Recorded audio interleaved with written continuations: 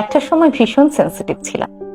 অমুকের জন্মদিনে অ্যালার্ম দিয়ে ঠিক রাত 12টায় তাকে আমি উইশ করেছি, অথচ সে আমার জন্মদিনের কথা মনেও রাখলো না, একটাবার উইশ পর্যন্ত করলো না।